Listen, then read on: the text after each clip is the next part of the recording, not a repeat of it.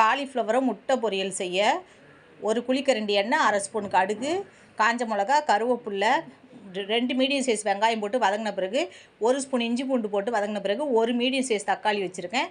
அதை வெட்டி போட்டு நல்லா வதங்கின பிறகு ஒரு பெரிய காலிஃப்ளவர் ஒன்று சுடுநீரில் போட்டு மஞ்சத்தூள் போட்டு எடுத்து வச்சுருக்கேன். அதை போட்டு நல்லா கிண்டிட்டு இந்த டம்ளரில் 1 டம்ளர் தண்ணி ஊற்றிக்கிறேன்.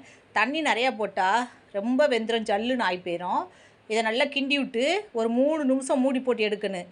எடுத்துன்னு கொஞ்சம் தண்ணி இருக்குது பாருங்கள், இன்னும் கொஞ்சம் திரும்ப ஒரு 3 நிமிஷம் போட்டு எடுத்தோன்னா தண்ணிலாம் வற்றிடும்.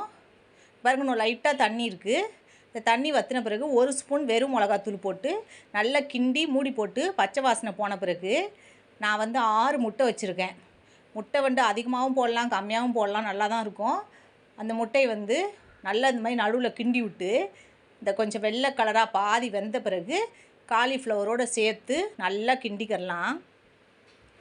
நல்லா இந்த மாதிரி கிண்டின பிறகு மீடியம் ஃப்ளேமை விட கொஞ்சம் கம்மியாக ஃப்ளேம் வச்சுக்கிட்டு 3 நிமிஷம் மூடி போட்டு எடுத்தோன்னா நல்லா வெந்துடும். இங்கே பாருங்கள், கீழெல்லாம் பிடிச்சிருக்கு, அதெல்லாம் நல்லா சுரண்டி விட்டு நான் ஃபஸ்ட்டு மஞ்சத்தூள் போடல, அதனால் கொஞ்சமாக மஞ்சத்தூள் போட்டுக்கிறேன். இந்த மாதிரி கிண்டுனா சூப்பரான காலிஃப்ளவர் முட்டை பொரியல் ரெடி.